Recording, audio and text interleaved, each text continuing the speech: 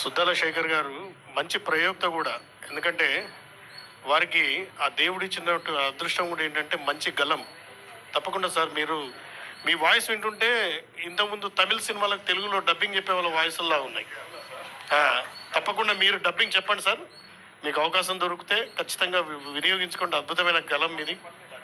ఆ, మీ ఎలాగో మీ బాబు కాబోయే డైరెక్టర్. తప్పకుండా వారికి సహకరిస్తారు. సార్ ఆశీస్సులు తీసుకున్నారు, చాలా సంతోషం.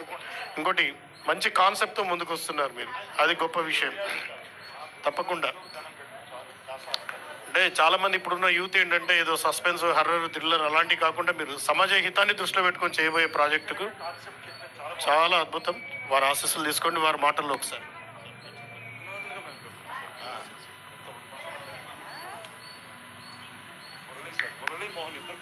మురళీ మోహన్ మోహన్ మరి మోహన్ సబ్జెక్ట్ రాసుకున్న సబ్జెక్టు ఎంత గొప్ప సబ్జెక్ట్ అంటే చాలా గొప్ప సబ్జెక్ట్ అండి ఇది.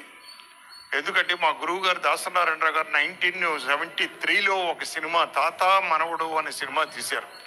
పిల్లలు తల్లిదండ్రుల్ని ఎలా నెగ్లెక్ట్ చేస్తున్నారు అని మనవాళ్ళు వచ్చి తాతని కాపాడతారు, ఎస్వి రంగారావు గారిని. కానీ వీరు రాసుకున్న సబ్జెక్టు దానికి భిన్నంగా చక్కగా కొడుకు అంటే ఇలా ఉండాలి తల్లిదండ్రులకి అని రాసుకున్నారే. It is a great thing అండి. నిజంగా ఎక్కడున్నా మా గురువు గారి ఆశీస్సులు మీకు ఉంటాయి, దాసనారాయణ గారి ఆశీస్సులు, నా సపోర్ట్ ఎప్పుడూ ఉంటుంది కదండి. రమేష్ గారి సపోర్ట్ ఎప్పుడూ ఉంటుంది మీకు. డెఫినెట్గా ఆల్ ది బెస్ట్ అండి.